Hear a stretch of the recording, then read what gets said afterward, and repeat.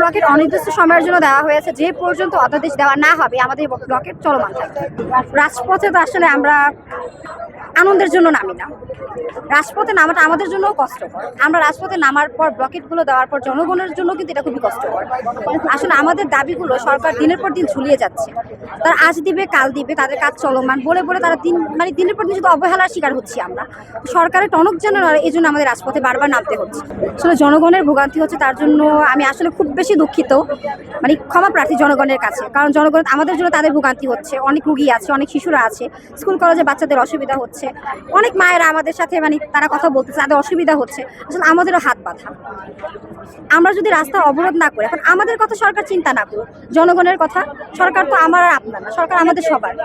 জনগণের দুর্ভোগের কথা চিন্তা করে হলেও তো তাদের আমাদের সাথে বসা উচিত, আমাদের কথাগুলো শোনা উচিত, আমরা কি চাচ্ছি। আর যেহেতু আমাদের সাথে সরকারে একবার নয় বহুবার বসা হয়েছে, তারা তো জানে আমাদের কিসের জন্য আমরা আর কি রাস্তা অবরোধ করেছি, অধ্যাদেশের জন্য।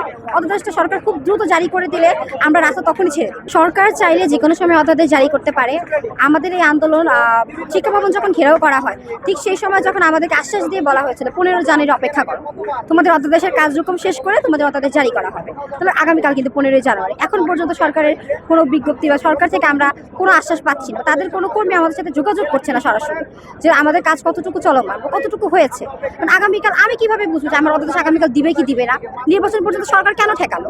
আমার রাষ্ট্রের কাছে প্রশ্ন, আপনারা অধ্যাদেশ দিচ্ছেন না কেন? কোন অপশক্তির ভয় আপনারা দিচ্ছেন না? আমাদের শিক্ষার্থী যখন আমাদের মডেলটা প্রেরণ করা হয়, তখন আমাদের সেন্ট্রাল ইউনিভার্সিটির দুইটা পক্ষ হয়ে যায়। কেউ ছিল স্কুলিংয়ের পক্ষে, কেউ ছিল স্কুলিংয়ের বিপক্ষে, এবং আমাদের শিক্ষকরা তারাও নানাভাবে বিরোধিতা করেছে। কিন্তু সরকার কিন্তু আমাদের স্কুলিংও মানছে না, তাদের কথাটা পরিপূর্ণভাবে তারা কলেজিয়েট করছে না। সরকার সবার কথা শুনে সব মত নির্বিশেষে একটা সিদ্ধান্ত নিয়েছে। সেই সিদ্ধান্ত অনুযায়ী তারা খরচাটাকে পরিমার্জন করেছে। এখন কিন্তু কোনো পক্ষ বিপক্ষ নেই, তাদেরও কথা শোনা হয়েছে, আমাদেরও কথা শোনা হয়েছে।